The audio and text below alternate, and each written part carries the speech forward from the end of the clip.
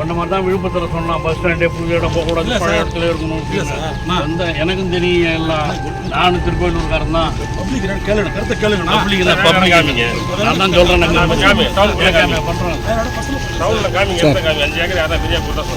எனக்கும் தெரியும் எல்லாம், நானும் திருக்கோவிலூர்காரன் தான். அமைச்சர் பொன்முடி பேசிய காட்சிகள் வைரலாகி வருகிறது. இந்த இடத்துல கூட அடுத்த வாட்டி நீங்கள் 1 லட்சம் ஓட்டு ஜெயிக்கணும்னா நீங்கள்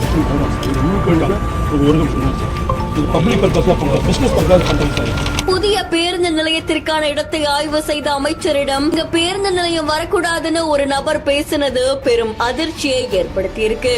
எப்படி மக்கள் இவ்வளவு தூரம் வர முடியும்னு ஆன் ஸ்பாட்டில் கலெக்டரிடம் எழுப்பப்பட்ட கேள்விகள்.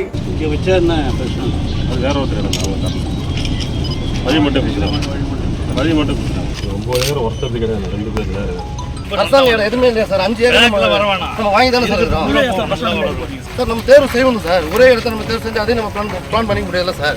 4-5 இடத்த நம்ம தேர்வு செய்யணும் சார். இல்லை அங்கே பெரிய இடம், அது 30 ஏக்கர் இல்லையா? ஒண்ணுமே இல்லாத இடம்.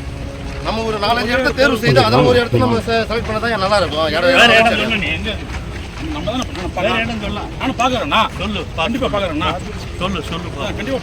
திருக்கோவிலூர்ல அமைக்கப்பட இருக்கக்கூடிய புதிய பேருந்து நிலையத்தை ஆய்வு செய்யறதுக்காக அமைச்சர் பொன்முடி அவர்கள் வந்திருக்காங்க.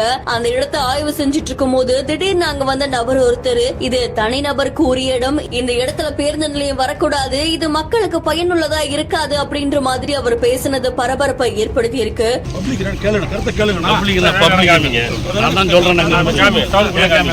உடனடி அமைச்சர் பொன்முடி அவர்களுமே இந்த இடம் நிச்சயமா மக்களுக்கு பயனுள்ளதா இருக்கும், இறையா நானும் திருக்கோவிலூர்காரன் தான் அப்படின்னு பேசியிருக்காங்க. அதை தொடர்ந்து இதே மாதிரிதான் விழுப்புரத்திலயும் புதிய பேருந்து நிலையம் வரக்கூடாது அப்படின்னு பேசினாங்க. ஆனா நான் தான் பேசி அந்த இடத்துல சரியா இருக்கும் அப்படின்னு சொன்னேன். அதே மாதிரி அந்த இடம் நல்லபடியா வந்திருக்கு. அதே மாதிரி நீங்க பாருங்க, இந்த இடமும் நல்லபடியா வரும் அப்படின்னு பேசியிருக்காங்க.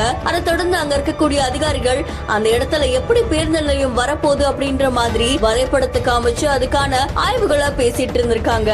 இந்த நிலையில தான் அமைச்சர் பொன்முடி அவர்களுமே இவ்வளவு தூரம் எப்படி மக்கள் வர முடியும் அப்படின்ற மாதிரியும் அதுக்கான இடத்தை சரி செய்யுங்க அப்படின்ற மாதிரியும் பேசியிருக்காங்க. இந்த காட்சிகள் சமூக வலைத்தளங்கள்ல வைரலா பரவிட்டு இருக்கு. அமைச்சர் பொன்முடி கிட்ட திடீர்னு ஒரு நபர் வந்து இப்படி பேசினது பெரும் பரபரப்பை ஏற்படுத்தி இருக்கு. இந்த செய்தி தொடர்பான உங்களுடைய கருத்துக்களை கமெண்ட்ல சொல்லுங்க. மேலும் செய்திகளுக்கு பிஹைண்ட் நோட்ஸ் ஃபாலோ பண்ணிக்கோங்க.